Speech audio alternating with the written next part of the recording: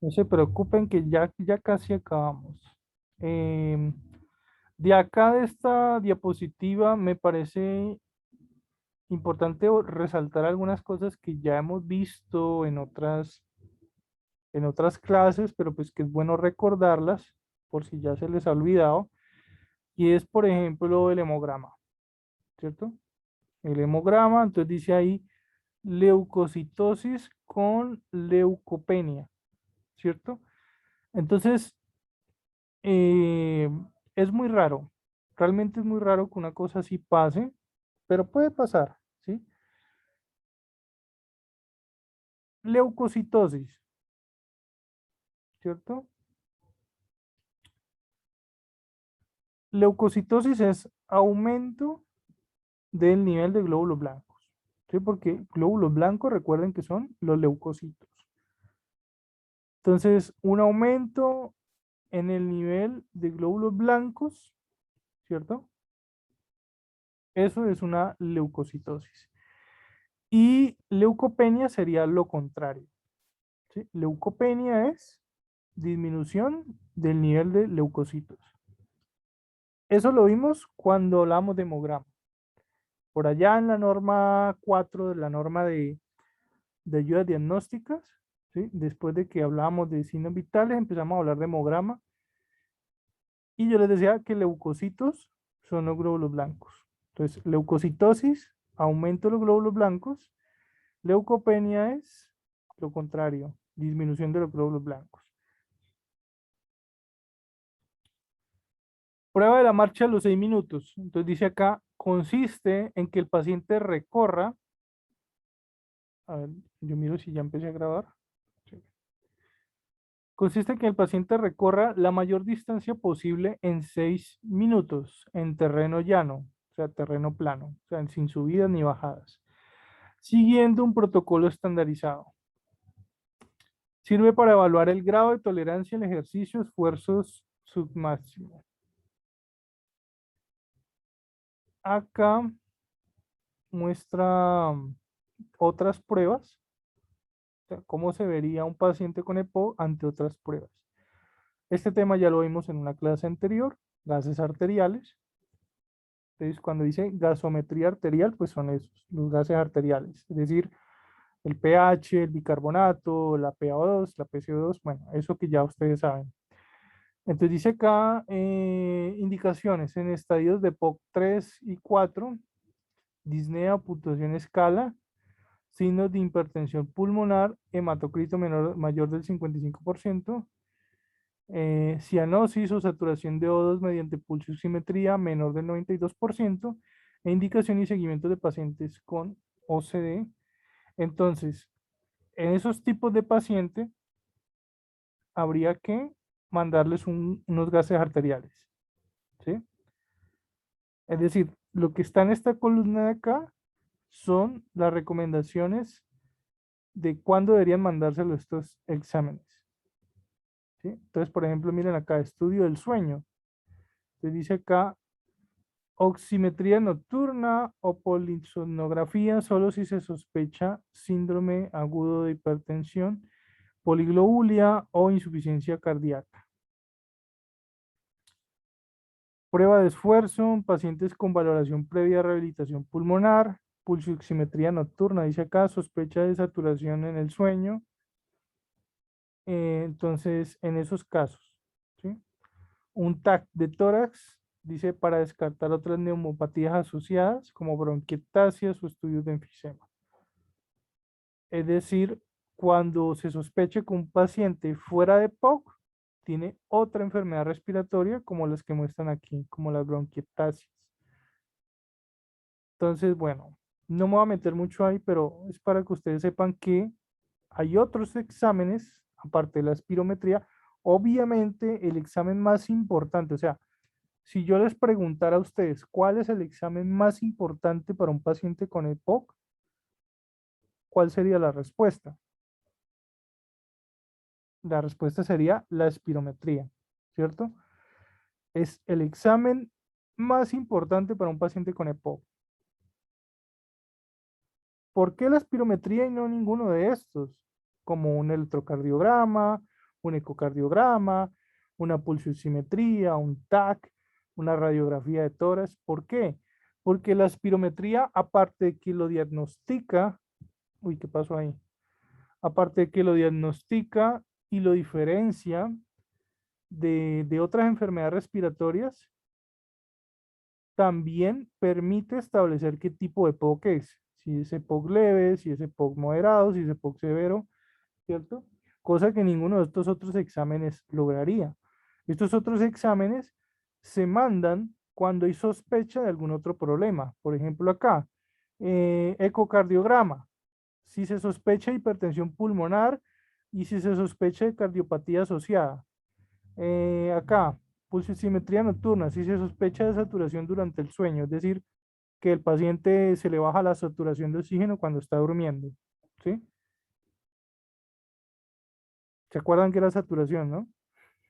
Nada de hacer que no se acuerden. Entonces, saturación de oxígeno, cuando hablamos que se medía con un pulsioxímetro, ¿no? Miren, acá lo dice pulsioximetría, que se mide con un pulsioxímetro. ¿Y cuál es el pulsioxímetro? Ese aparatico que te ponen acá en el dedo, en la uña, ¿cierto? Una luz roja en el dedo, ese es un pulsioxímetro. Entonces, si se sospecha, entonces se hace esa prueba, ¿ya? Entonces, miren que es más como para hacer otros estudios, como para diferenciarlo de otras enfermedades pulmonares.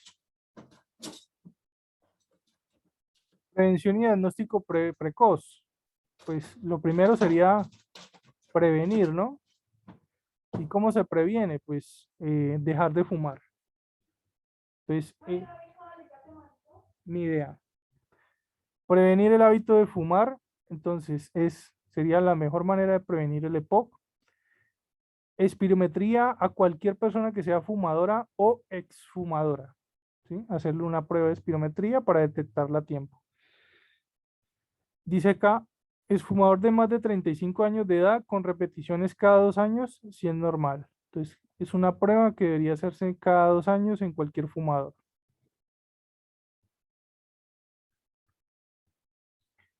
Puntos claves, educación, abandono del tabaco, vacunación, actividad física y diagnóstico precoz.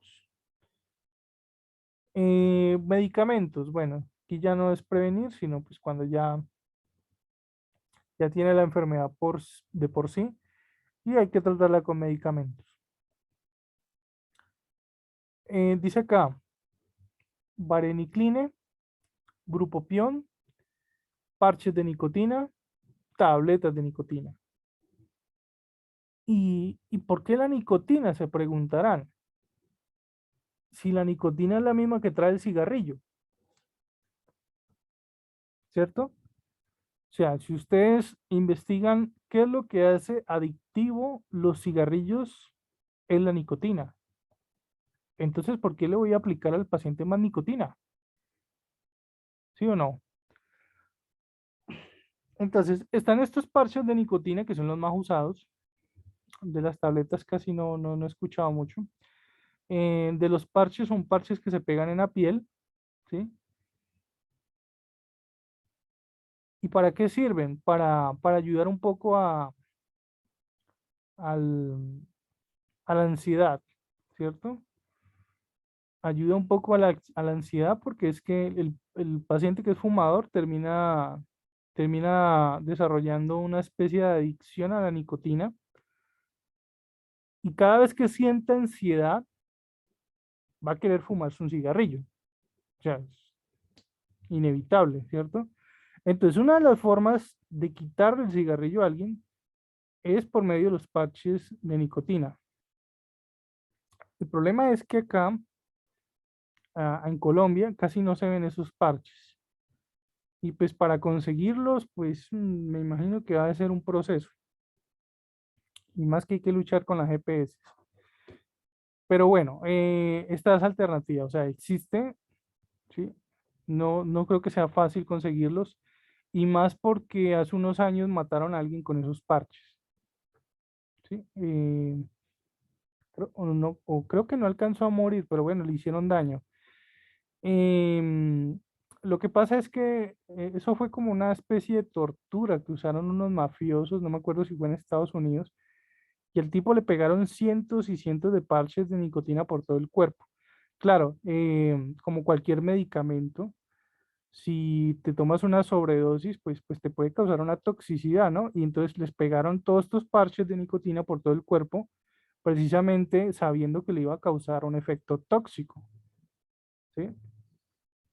Entonces imagínense, si ya lo han usado como arma, pues imagínense, pues ahora sí que es cierto, va a ser más difícil conseguir un parche de nicotina, ¿sí? Pero existe, ¿no? O sea, existe esa alternativa y el principio es ese, o sea, que la persona deje de sentir ansiedad, ¿sí? Calme la ansiedad de tener que fumarse un cigarrillo por medio de sus parches de nicotina. Entonces, miren acá, dice la nicotina actúa a nivel de receptores nicotínicos del sistema nervioso central, es decir, definitivamente la nicotina sí causa un efecto en nuestros cerebros, en nuestras cabezas, ¿ya? E incluso hay un receptor específico para eso. Miren acá, receptores de nicotina o receptores nicotínicos. Este otro medicamento, dice acá, es un agonista parcial de receptores nicotínicos, alfa y beta 2.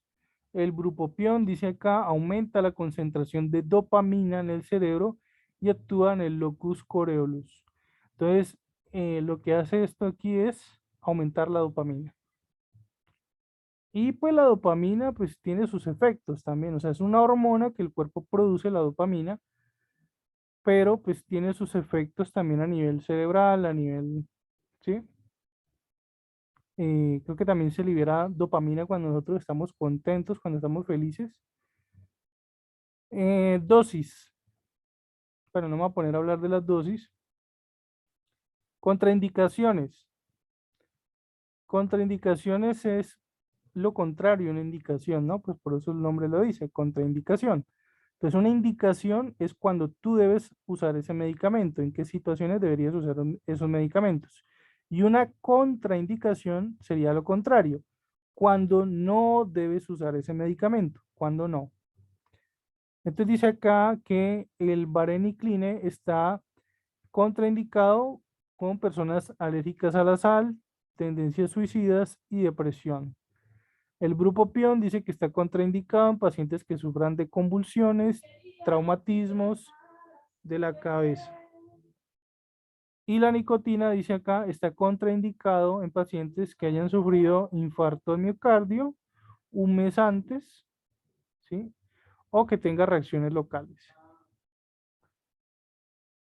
Entonces, nicotina prohibida en pacientes que hayan sufrido recientemente un infarto, ¿sí? Tratamientos. Aliviar los síntomas, prevenir la progresión de la enfermedad, mejorar la tolerancia al ejercicio, prevenir y tratar las exacerbaciones y complicaciones y disminuir la mortalidad. Mm, Tratamiento del EPOC, dice acá, abandono del tabaco, actividad física, vacunaciones, broncodilatadores solos o combinados, asociar broncodilatadores y glucocorticoides inhalados, rehabilitación, teofilina y oxígeno domiciliario. Entonces miren acá, dice si los síntomas son muy graves, pues probablemente termine también necesitando cirugía, ¿sí? Entonces, para el EPOC leve, se usan broncodilatadores de acción corta. Para el EPOC moderado, dice acá, adicionar tratamiento regular con uno o más broncodilatadores de larga duración. Y para el EPOC grave, muy grave, dice acá, rehabilitación, oxígeno y tratamiento no farmacológico, glucocorticoides inhalados. Entonces dice acá broncodilatadores. ¿Cuáles son los broncodilatadores?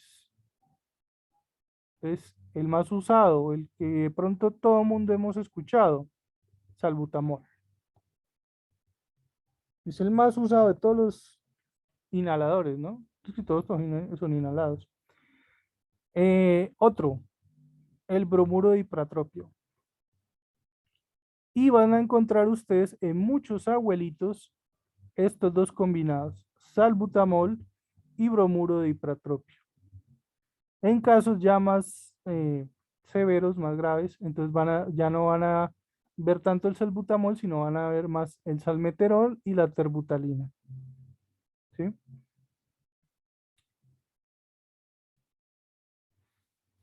Efectos adversos. Y es que, claro, todos los medicamentos, por muy buenos que sean, tienen algún efecto secundario o un efecto adverso. Entonces dice acá,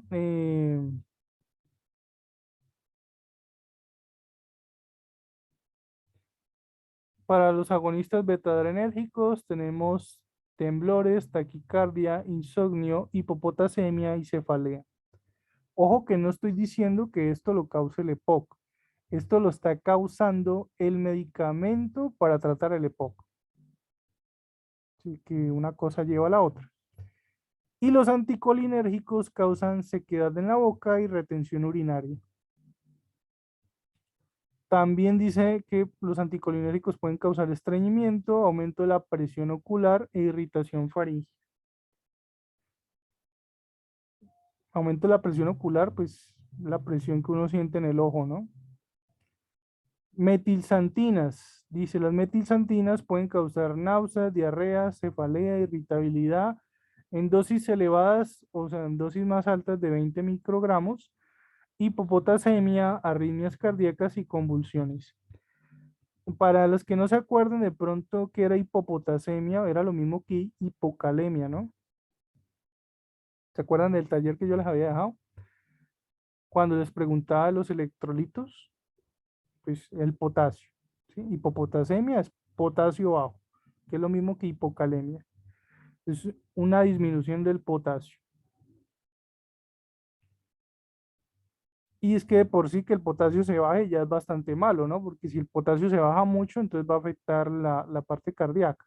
Entonces, por eso no se les haga raro que entre los efectos adversos esté acá abajo arritmias. Claro, es que si el potasio se baja, pues el ritmo cardíaco se va a alterar. ¿Sí? Entonces, una cosa lleva a la otra. Entonces, terapia combinada con broncodilatadores, es decir, cuando tú coges broncodilatadores y los empiezas a combinar entre ellos o con otros medicamentos, como las metilsantinas o los anticolinérgicos. Entonces dice acá, en pacientes con control limitado de los síntomas, pero un momento, yo miro cuánto tiempo nos queda. Bueno, todavía no. Pacientes con control limitado de los síntomas o exacerbaciones frecuentes se recomienda el uso de terapia doble. Es decir, pacientes que no se les puede controlar sus síntomas o en pacientes que vuelven y recaen en síntomas fuertes, por eso habla de exacerbaciones, lo mejor es usar terapia doble, ¿sí? Doble medicamento, ¿sí? O combinados. Entonces dice acá los betados de acción cortas más anticolinérgicos de acción corta o larga. Lo mismo acá otra vez, los betados de acción más larga más anticolinérgicos de acción corta. Y pues generalmente es lo que tú ves en la mayoría de los abuelitos, ¿no? O sea, realmente tú ves que tienen uno de acción corta con uno de acción larga, ¿sí? Entonces miren lo que dice acá. Si el beta 2 es de acción corta, se lo combina con un anticolinérgico de acción larga. Si el beta 2 es de acción larga, se lo combina con un anticolinérgico de acción corta, que lo generalmente es eso. Siempre combina uno de acción corta con uno de acción larga. ¿Ya? Bueno, entonces, para que no les quede la duda, entonces, los beta 2 son estos de acá y los anticolinérgicos son estos dos de acá. ¿Listo? Entonces, se combina generalmente el salbutamol con bromuro de ipratropio o el salmeterol con bromuro de triotropio, ¿cierto? Entonces, siempre se combina uno corto con uno largo, ¿sí? O acá uno largo, como estos, con uno corto como este. Entonces, realmente así es como se hace, ¿no? O hasta donde yo he podido observar, pues porque tampoco es que yo sea médico. pero hasta donde yo puedo observar, generalmente es así. Glucocorticoides, entonces hay inhalados y orales. Deben utilizarse en pacientes con EPOC estable, grave o muy grave que sufren frecuentes exacerbaciones. Y los orales dice que se utilizan a largo plazo y no se deben utilizar en EPOC estable, ya que los beneficios obtenidos son limitados y existe un riesgo elevado de efectos secundarios importantes. Rehabilitación respiratoria sirve para mejorar el rendimiento físico y la autonomía del paciente. Sirve para conseguir resultados favorables. Los programas de rehabilitación deben contener siempre el entrenamiento muscular como componente fundamental con o sin educación y soporte psicológico. Bueno, no me voy a poner a hablar mucho acá del entrenamiento porque esto ya es mucho de fisioterapia y no quiero ponerme a hablar de fisioterapia que no es mi fuerte, no es, ¿cierto? Pero bueno, existe, sí, o sea, existe esa parte de fisioterapia, pero vuelvo y lo digo, es una carrera aparte de fisioterapia. Entonces aquí habla de entrenamiento de piernas, entrenamiento de brazos, educación de fisioterapia, soporte psicosocial, ¿cierto? Entonces, bueno, existe esa parte de la rehabilitación respiratoria, pero vuelvo y lo digo, esto es tema de fisioterapeutas. El objetivo de la oxigenoterapia es mantener una PaO2, ¿se acuerdan de la PaO2? Mayor o igual a 60 milímetros de mercurio. ¿Se acuerdan? ¿Cuánto era lo normal? Decíamos que lo normal era de 80 a 100, ¿no? Mínimo, mínimo, mínimo 60. O sea, si está por debajo de 60, hay que meterle oxígeno, ¿sí? Saturación de oxígeno, eso es SPO2, saturación de oxígeno, mayor o igual a 90% en situación de reposo. Lo mismo. Yo les decía que lo normal de la saturación de oxígeno, ¿se acuerdan? Era de 95 a 98%, pero que podíamos tolerar mínimo 90%. ¿Sí? Después de que un paciente sature menos de 90%, a ese paciente hay que ponerle oxígeno. ¿Sí? Eso sí, ténganlo por seguro. Entonces, el objetivo va a ser siempre ese, que sature como mínimo 90 o que tenga mínimo una PaO2 de 60. ¿Listo? Bueno, para ajustar debidamente el flujo de oxígeno que se administra a través de la cánula nasal, se debe incrementar dicho flujo a partir de 0,5 litros, controlar mediante pulsioximetría hasta tener una SPO2 o igual a mayor o igual a 90. Entonces, bueno, ese va a ser el punto medio, ¿listo? O sea, sabemos que lo normal es de 95 a 98%, ¿cierto? Pero para pacientes hospitalarios, pacientes hospitalizados, el punto crítico va a ser 90%. Si ese es el punto crítico. Por debajo de 90 es un paciente que necesita oxígeno. Entonces yo tengo un paciente, por ejemplo, que lo tengo con cánula nasal, ¿cierto? Y digamos que está a 2 litros por minuto, ¿sí? ¿Cuánto sería la FIO2 de ese paciente? Pues si nos acordamos, un paciente normal, sin nada de oxígeno, la FIO2 es de 21%, ¿cierto? Con 1 litro por minuto, cánula nasal a 1 litro por minuto sería 24%. A 2 litros es otro 4%, entonces sería 28%.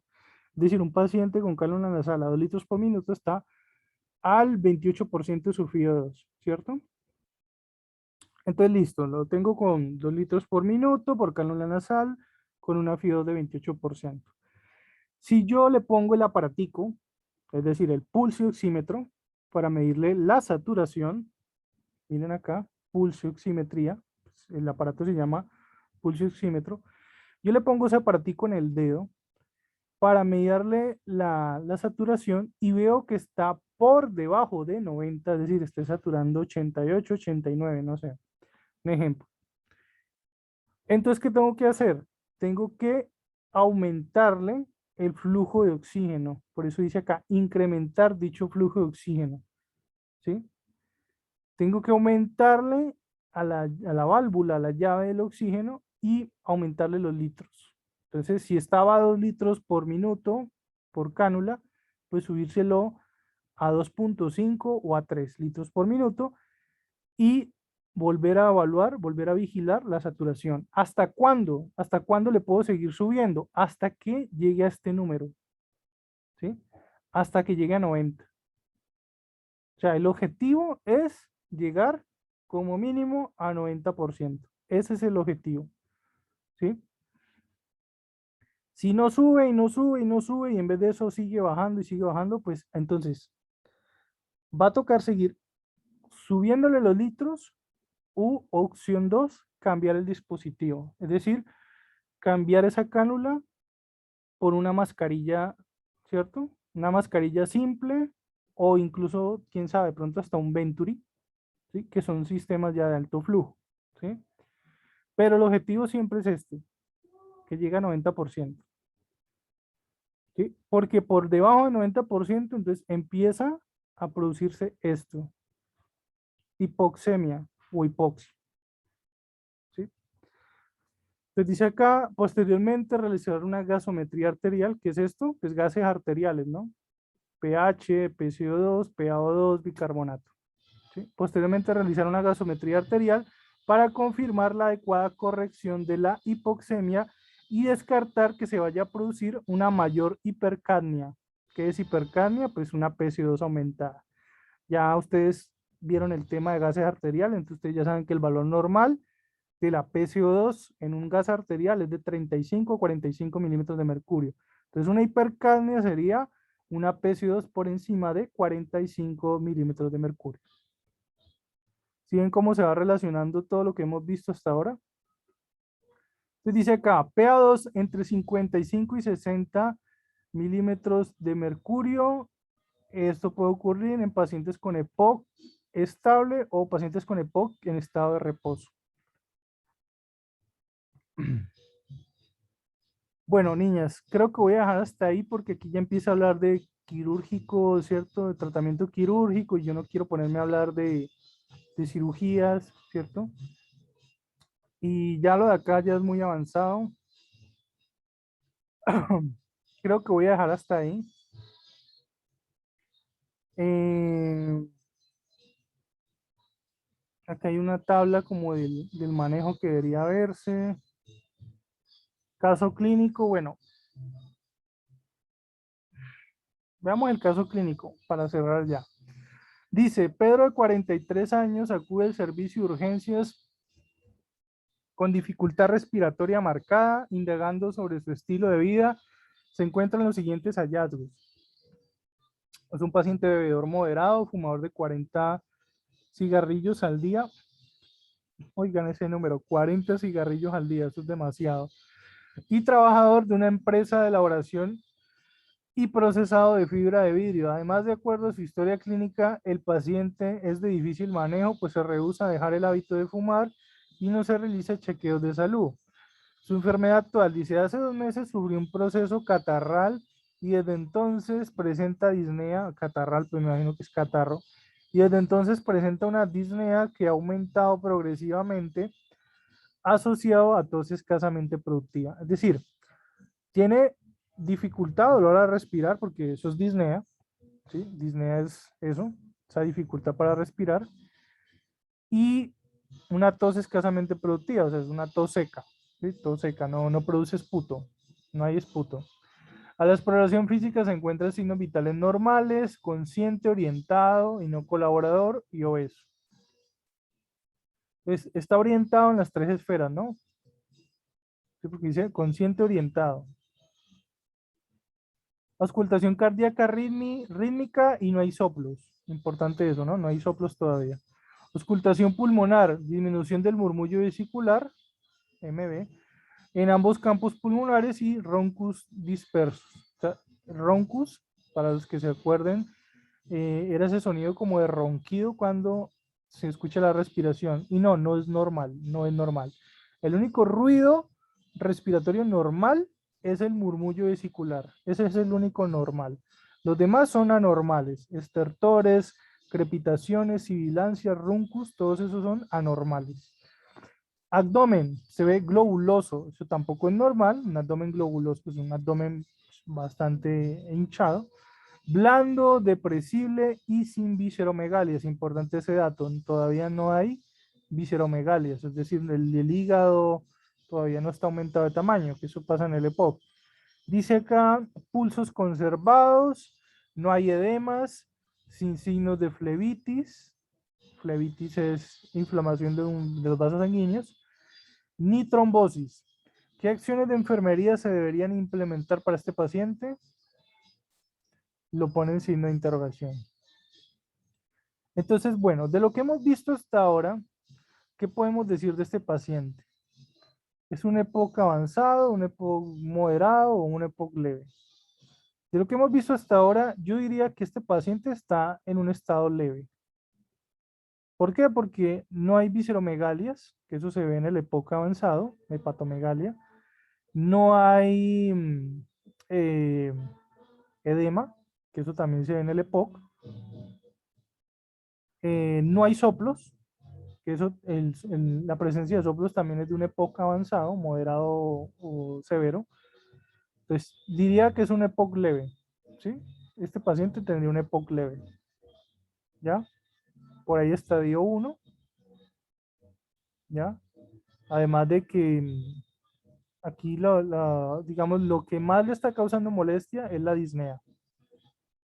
La disnea y la tos seca, ¿sí? El roncus también me está diciendo que, ojo, que ahí hay algo, si el roncus me lo está avisando, pero miren que no hay soplos, no hay hepatomegalia, no hay edema. ¿Sí? Entonces yo diría que es un paciente con EPOC estadio 1. Y un EPOC estadio 1, pues podría fácilmente manejarse eh, con los primeros medicamentos para el EPOC, que son estos, los beta 2. Es decir, se podría manejar, si ese es un estadio 1, podría manejarse fácilmente con broncodilatadores de acción corta. Miren acá, estadio leve, EPOC leve, broncodilatadores de acción corta. ¿Cuál broncodilatadores de acción corta? El salbutamol. ¿Sí? Entonces, es un paciente que podría manejarse con solamente salbutamol. ¿Sí? Si fuera un EPOC moderado, un EPOC severo, entonces ya sabríamos que habría que combinar beta 2 con anticolinérgicos y ya en casos muy, muy severos, teofilina, que es una metilxantina, teofilina, ¿sí? Acá lo mostraba en un cuadro, no sé si se me perdió el cuadro por acá. Así se me perdió el cuadro. Acá está. Leve, moderado, grave y muy grave. Entonces, miren, se empieza con, primero, los hábitos, ¿no? Abandonar el cigarrillo, actividad física y broncodilatadores. Moderado, broncodilatadores combinados, broncodilatadores y glucocorticoides. Graves, pues entonces aquí ya empieza a aparecer la teofilina, ¿cierto?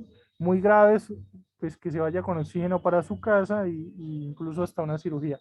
Entonces, sí, entonces, este paciente que es leve, necesitaría simplemente un broncodilatador de acción corta, podría irse para su casa incluso con salbutamol.